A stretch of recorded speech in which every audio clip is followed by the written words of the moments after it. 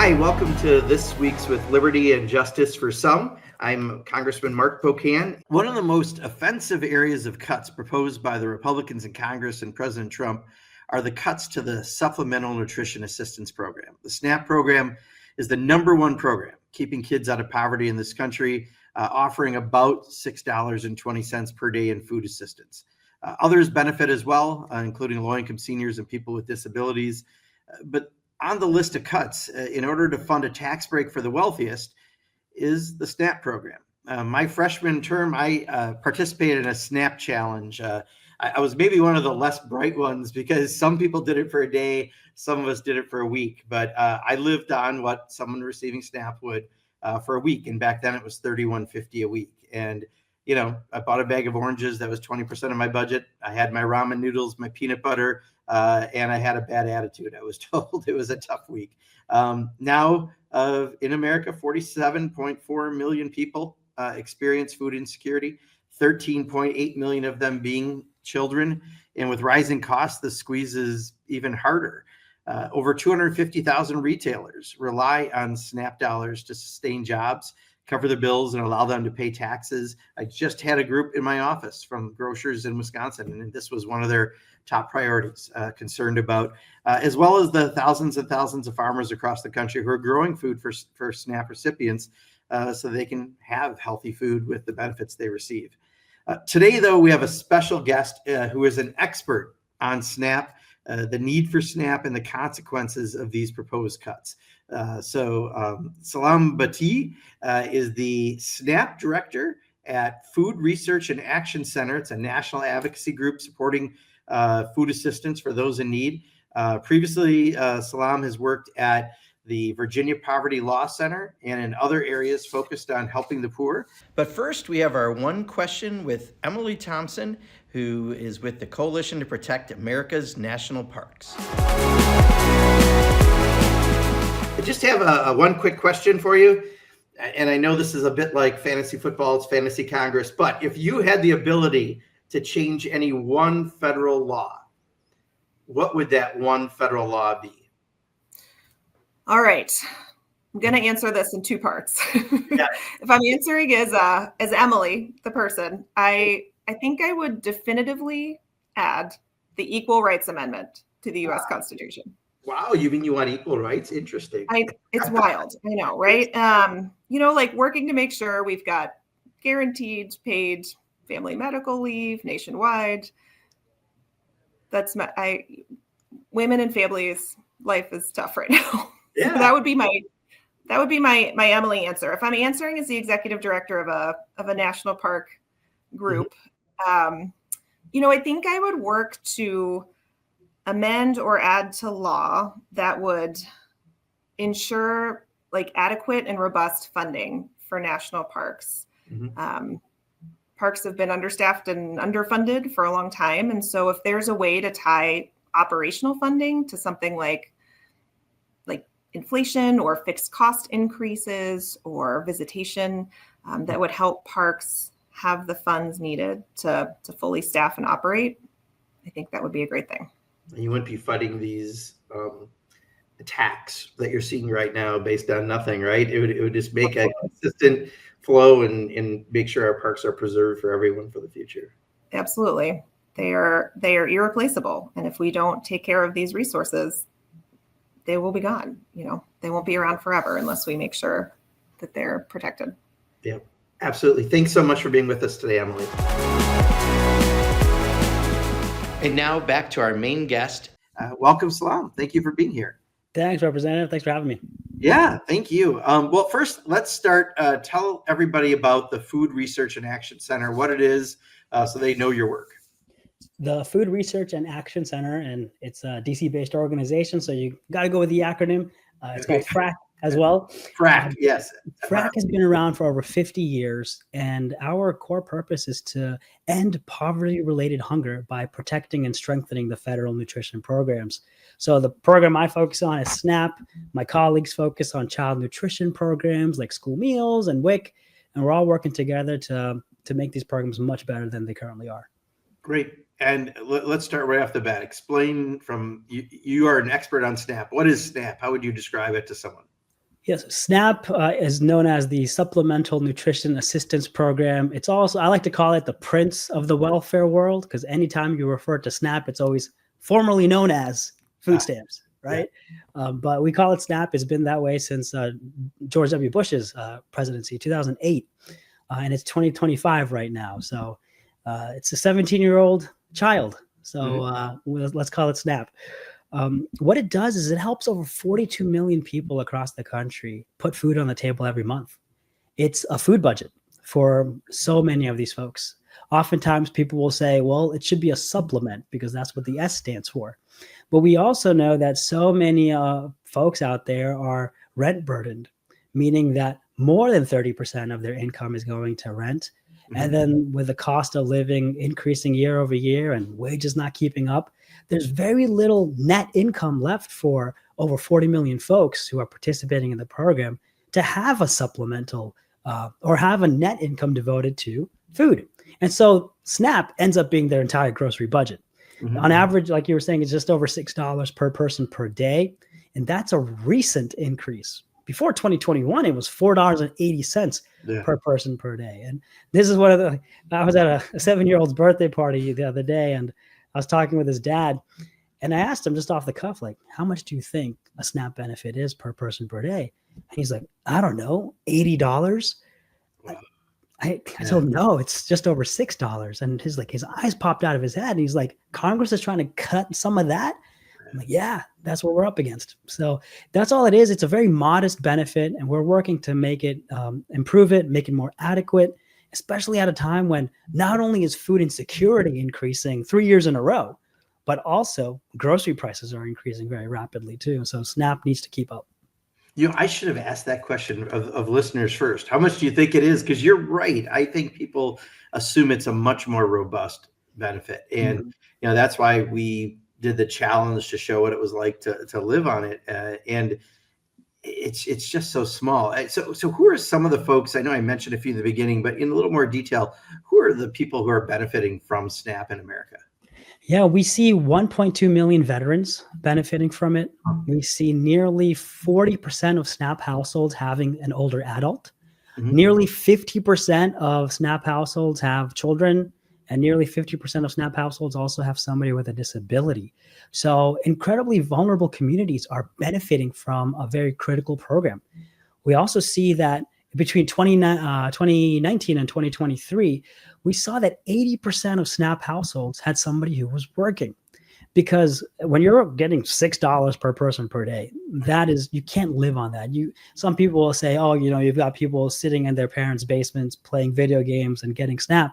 Right. You can't live on this. This is a very bare minimum benefit. So the work requirement, the time limit exists just by the nature of how low the benefit is. And so we have all different types of folks, over 40 million people across the country benefiting from this now. And you never know who might need it. And that's why we work to protect it, we work to strengthen it, because a safety net needs to be there for everybody. So what was the percent of older Americans again?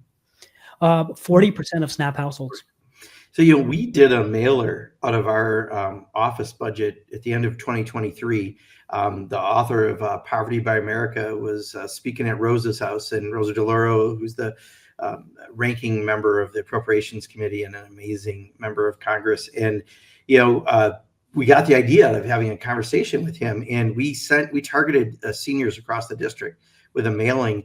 And then we had taught the folks in our office back in Wisconsin how to sign people up, because that was really the barrier. It wasn't that people, were embarrassed to be on it or anything. It was just for seniors. It was the connecting them to it. And it's Food Share in Wisconsin is the name of the program. And we actually taught our folks how to help them and just do it right there on the phone. And, we looked at the return on investment, and it definitely brought in more food assistance to people in the district than the cost of the mailing. And, but again, I think, like you said, there are many myths about who gets this, and that's part of what we're fighting right now.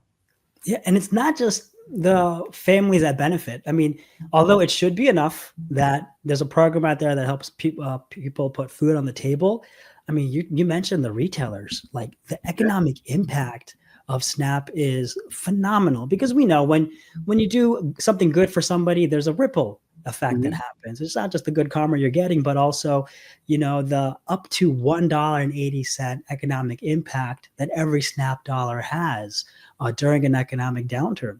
So what that means is that it's not just the family that's getting to put food on the table, but when they use it at a grocery store or convenience store, that store is able to keep their lights on and their workers employed because of that SNAP income.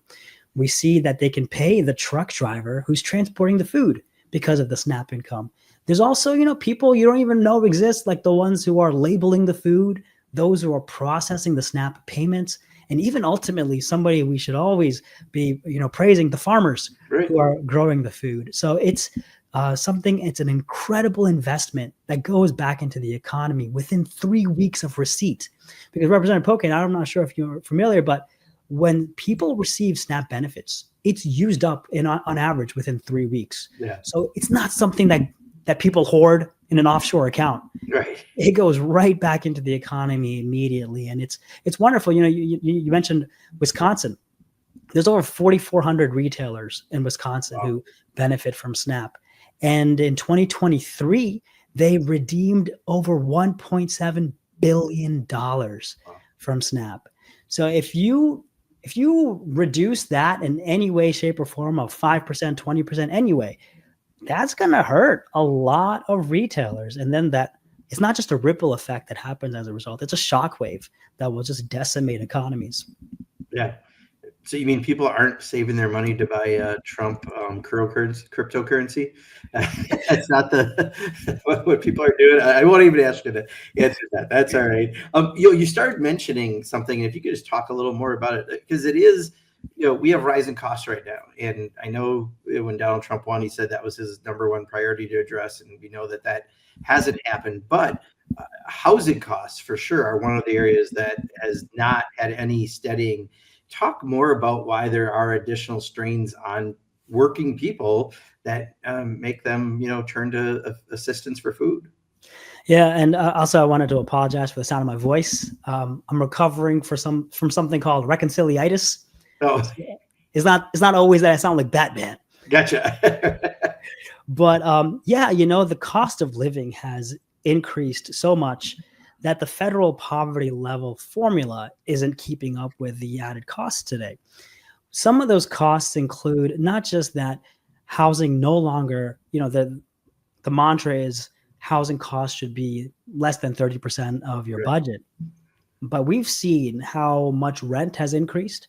We've seen how owning a home is out of budget I'm a millennial, like I'm still renting. We've seen how, internet, cell phones, necessities in this time. You need to be able to be accessible by future employers for interviews. You need to be able to find those employers and get interviews and find jobs. So the internet is incredibly important for that, or even going to school or staying in touch with your children's schools as well. The internet is a necessary part of society. And we had a program in the country known as the Affordable Connectivity Program, ACP, during the pandemic. And it was great. It helped, I want to say, over 13 million folks or 23 million folks receive affordable internet. And then when that sunset, that was devastating. And it sunset without, much kerfuffle. Like the people just didn't even know about it. And so as a result, you had so many people who were relying on it to find jobs, get education, stay in touch with schools, all of a sudden not have internet access. So now they have to pay out of pocket to be able to get that. You have the cost of cars, especially when it comes to repairs, and how unreliable they can be as well. So all of these costs come together, and I've got lived experience in poverty. It's hard. There's also the poverty of time. When you're working multiple jobs, if you have to utilize public transit instead of a car, it adds up time. Yeah. One of the things that SNAP considers through the Thrifty Food Plan was that it would say, you should have like 16 hours a week to cook from scratch. People don't have that luxury of time. Yeah. When you're taking a bus with your kids to the grocery store and you only have a finite amount of time to get back home before the perishables go perishing, There's so many factors in play here that people just don't understand if they've never experienced poverty. Yeah. One of the things that's been, I think, a myth, in fact, when the grocers were here, they said that the state legislature in Wisconsin was looking at not allowing certain types of food. Can you talk a little bit about that issue? Oy vey. So this is there's a movement happening to restrict what people can buy with their SNAP benefits. Okay. And originally it started under the guise of we want to make people eat healthier. But then it turned into this whole narrative shift of we don't want taxpayer funds funding junk food or going to these companies. But it's like we should have trust in people to make the choices for themselves. We shouldn't create more government to restrict what people should have the freedom to buy. And that, for the longest time, is what SNAP has been. You receive the benefit and you go to the grocery store and you buy any food, any beverage that's non-alcoholic. And it's worked great.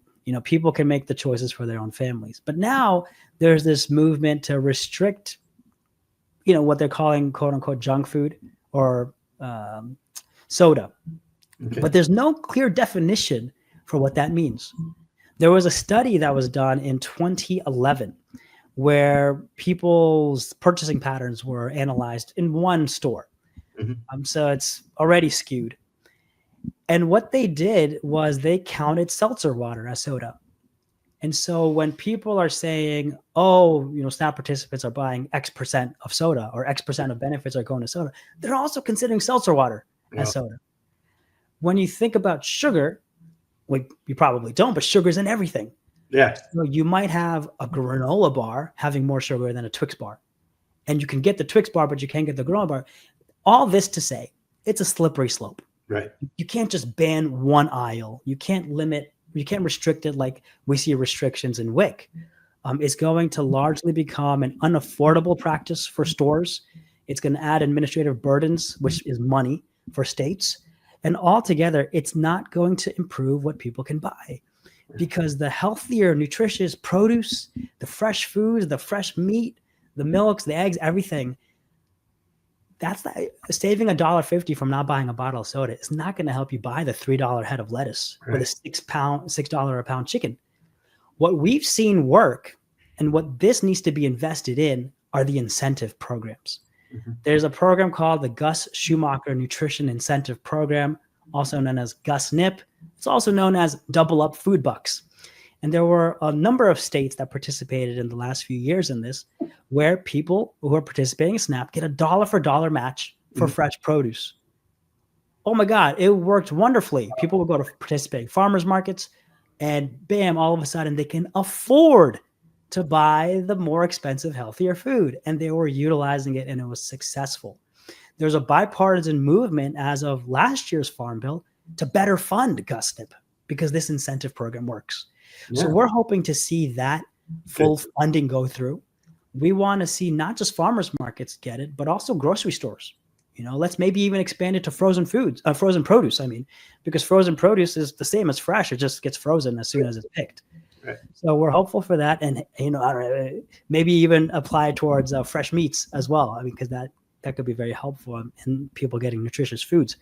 So that's a proven model that works. Restrictions do not work. Restrictions will just cause more issues. Incentives work. We should be doubling down on those. Yeah. And also, and one more thing, Representative Pocan, it's not just about affordability, but also accessibility.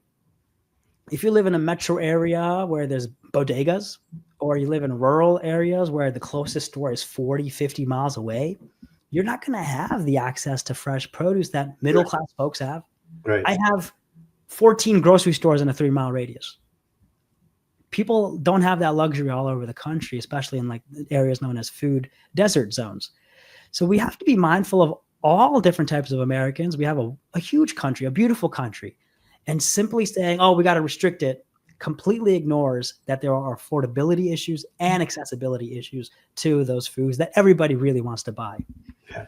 I remember going to Flint, Michigan with Dan Kildee during the water crisis, and they have no grocery store in Flint, Michigan. And that's a big area to not have that. How about but then how much of people's SNAP benefits was going to bottled water because they couldn't drink their own water, right? Yeah. I mean, that's a whole other, man, that was something else in going and seeing that in person. And that's a lot of things people don't factor. Like in low income areas, it is an entirely different world where they might have dirty water and they can't even drink from their own tap, or a Brita filter wouldn't cut it if they can even afford the Brita filter, because those are pricey and it's a recurring expense, and so many other things. Yeah. How about some of the myths? The myth of the non-citizen that we're giving food assistance to through this program. Tell me about all those non-citizens getting food assistance.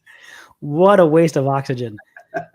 It's hard enough for a lawful permanent resident to receive SNAP benefits.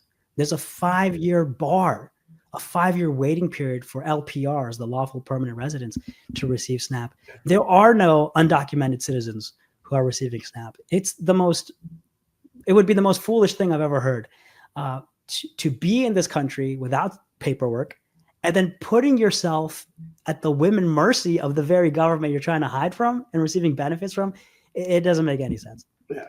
So all of these efforts from all of these releases and statements we've been seeing over the past few weeks from USDA, patting themselves on the back that we're going to do all we can to remove undocumented immigrants from SNAP.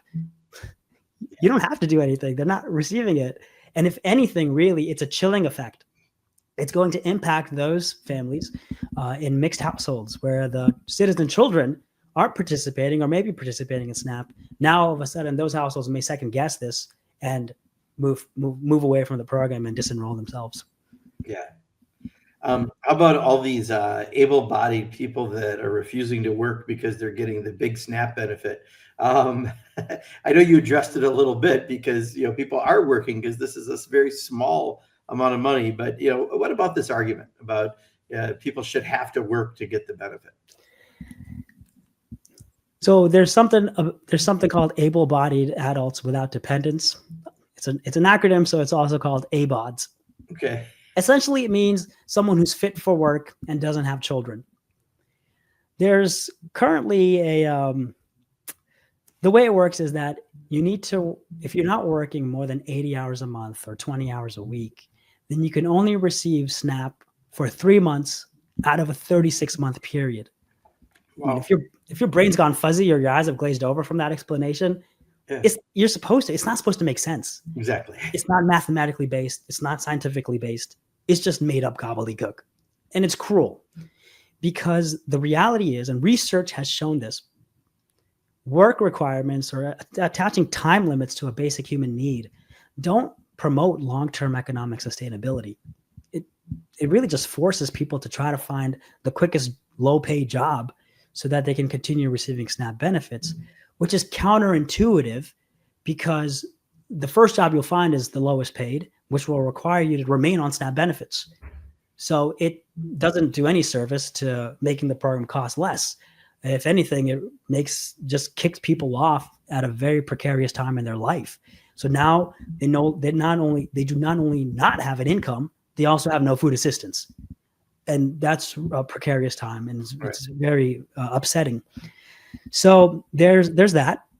There's also this movement. Do you want to talk about what's being proposed in the reconciliation right now? That's exactly where I was going. You're ahead of me. Thank you. Please do.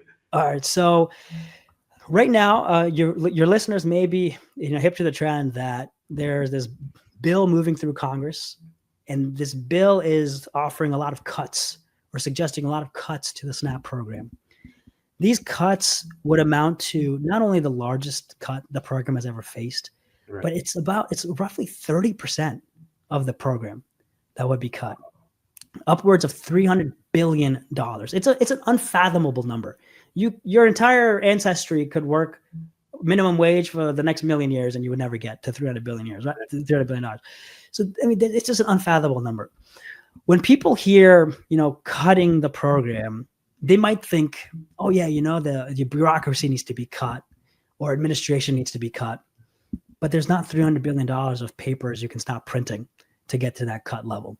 It is going to impact people by removing people from the program and preventing future benefit increases. That's how you get to $300 billion. And that's what we're seeing. So these proposals, like let's talk about ABODs. Yep. This is very heartbreaking. so to say these words is just very upsetting. There's two different ways the ABOD provision is being changed. One is increasing the upper age.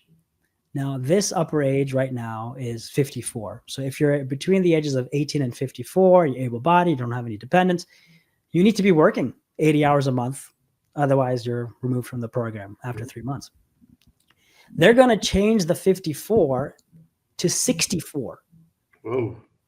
So that older adult group is now forced to find a job in this economy within 3 months. Otherwise, they'll be kicked off the program. And we know age discrimination happens.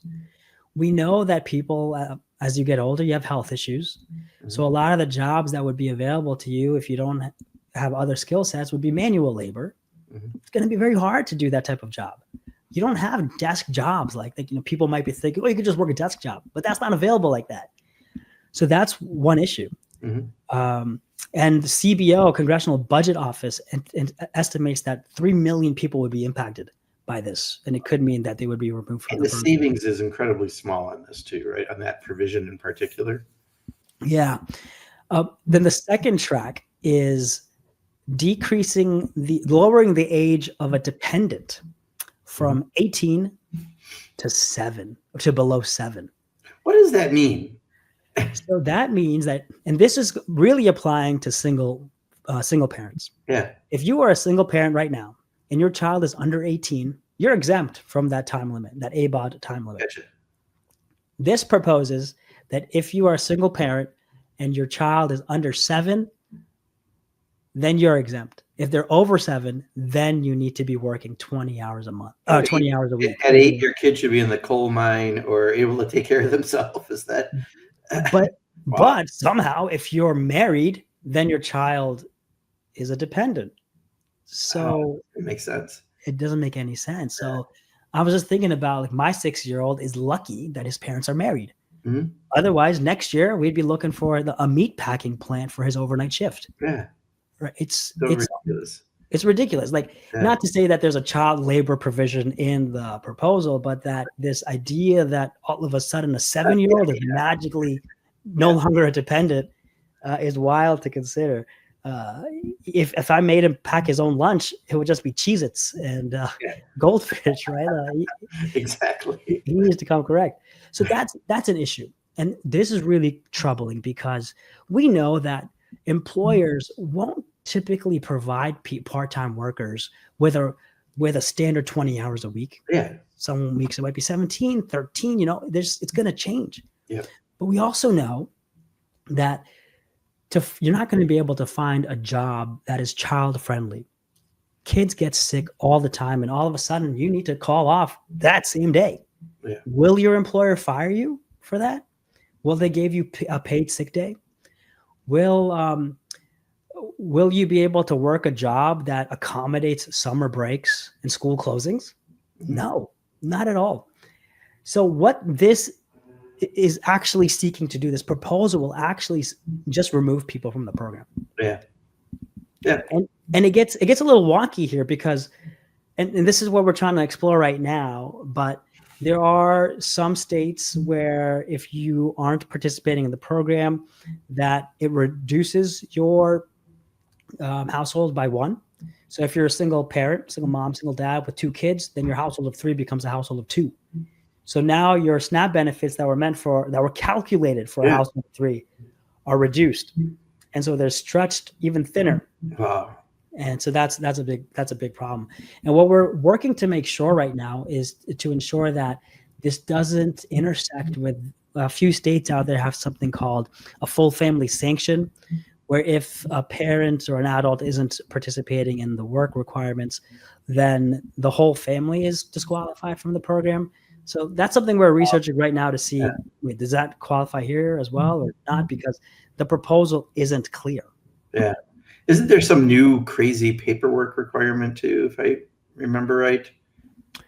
So the thing is with work requirements, it doesn't work requirements don't promote hard work, they promote paperwork. Yeah. That's all it is. And it becomes a lot more burdensome for state agencies. Yeah. this is one of the most complex things that they need to keep track of. We have to also be mindful of the state agency employees who are administering SNAP. They're people. They are underfunded and they are understaffed. They are overwhelmed right now. They are behind in timely applications or applying or timely completing the SNAP applications as it is. Mm-hmm. So with these cuts coming down the pike and increases and complexities that some people are trying to push through, it's going to make things a lot worse. So jump into a little bit of weeds with me, but there's something that affects my state, Wisconsin, based on the error rate. So if I understand it right, it's something like we're one of the lowest in the country, by the way, in Wisconsin. But if you're at like $50 some of a mistake, then it counts towards the error rate, right? And if you get a certain percent, it can affect you. Wisconsin, I think, was at 4.4%, so a relatively low number. But if I understand it right, they changed it to even if you're $1 off, it counts towards the error rate. And if you hit 5%, you automatically hit 15% that you're going to then trigger and you're going to lose. And one of the members from Wisconsin who voted on it in committee, not necessarily the sharpest crayon in the box, but said he fixed it for Wisconsin. And instead, we're getting numbers, I think something like $130 million we could lose in our state. I know it's wonky, but can you talk a little about this? Yeah, this is one of the hardest things to explain and one of the most critical things. So this is a way that people can hide cuts based on just how wonky it is. Yeah. So, all right, listeners, stay with us here. This is really important. You're right. Wisconsin had about a 5.15 error rate in 2023. Okay. And that's low. That's incredible. It's really well done. You also mentioned that grace payment error rate. It's about $57 right now. Yeah. And like I said, it's a complicated formula.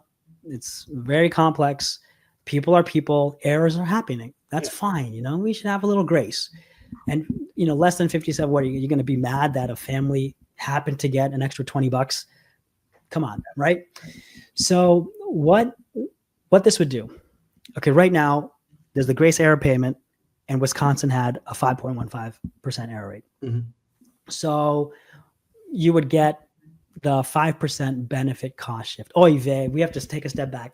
So the federal benefit, the SNAP benefit is fully federally funded. 100% of the SNAP benefit is fully federally funded. The state doesn't have to do anything for it. The administration of SNAP is split between the state and the federal government. So 50-50 split when it comes to administering the program.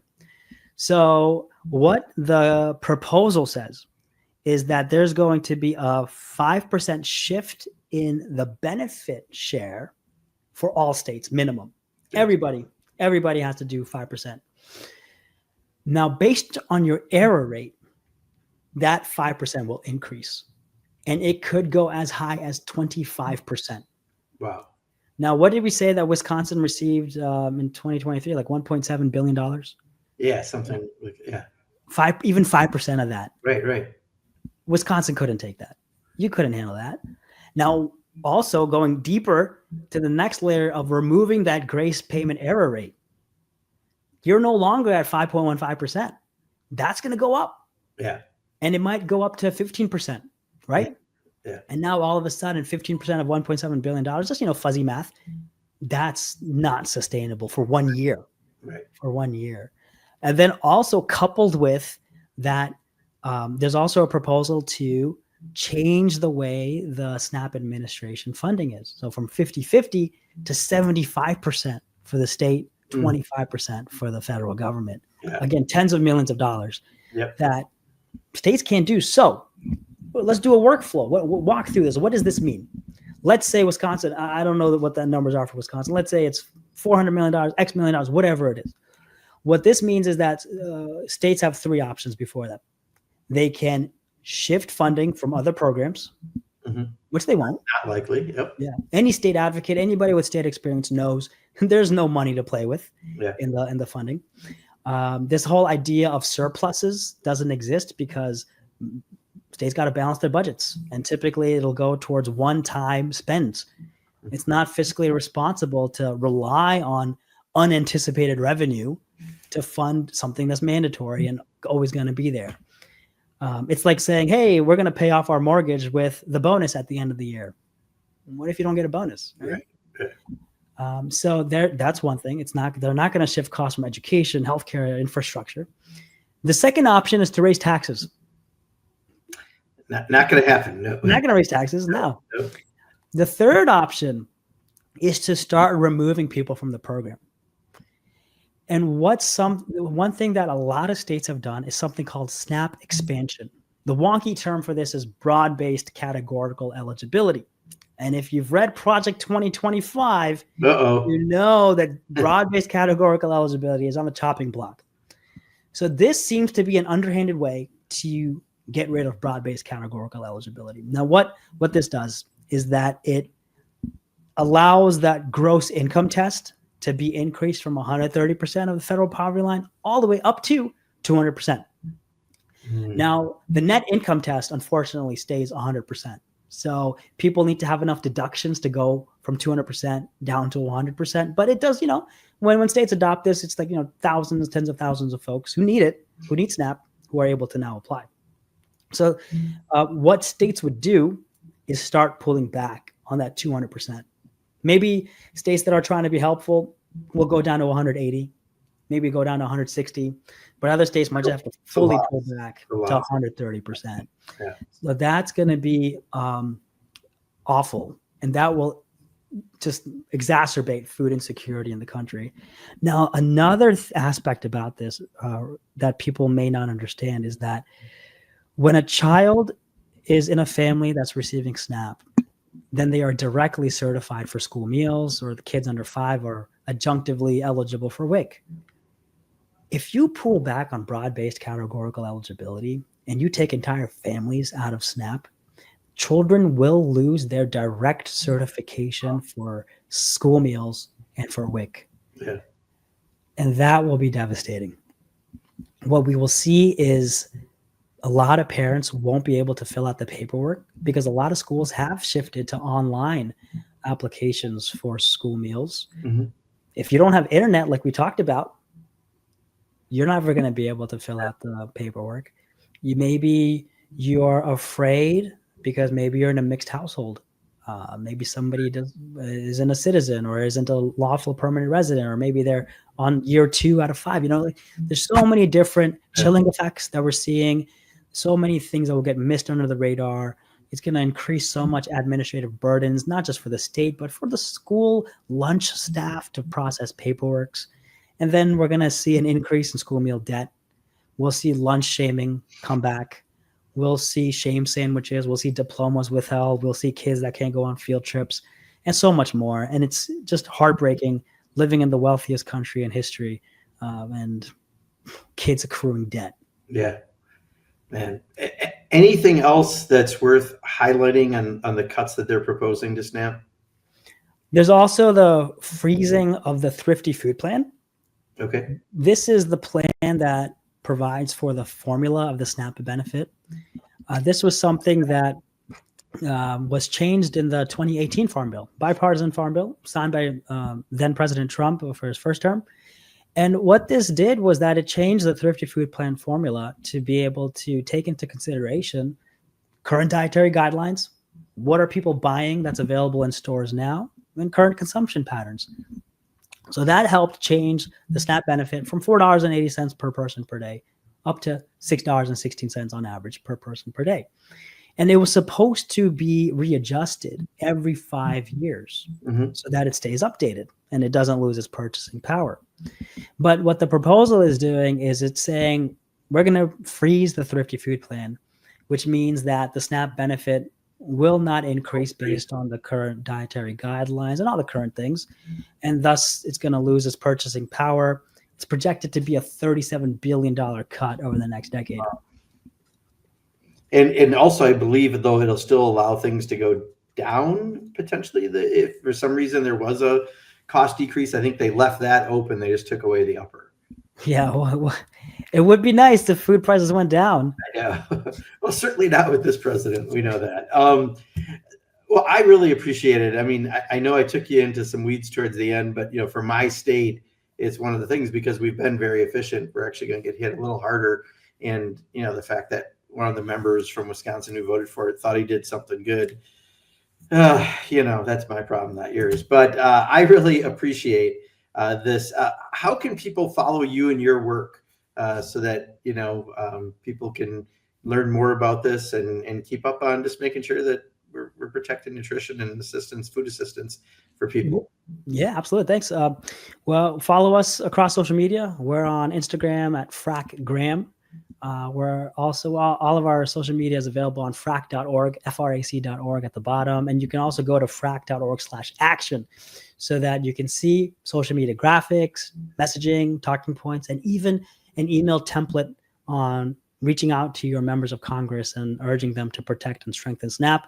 So I'm hopeful that you get a lot of emails from that. And we definitely encourage, customize that email template, share your stories, talk about why this is important to you so that your representative understands why this is so critical. Yeah. Well, thank you again, Salaam, for all of this. Much appreciated. And let's hope together that if the House does go this crazy way, that the Senate finds a way to do significantly less in cuts. We already know that their cuts were about 2% of what the House had overall. So let's hope that something better comes out of this. But thanks to the work that you and FRAC are doing. Really appreciate it. And again, thanks for being with us today. Thank you. Let's hope and work towards it.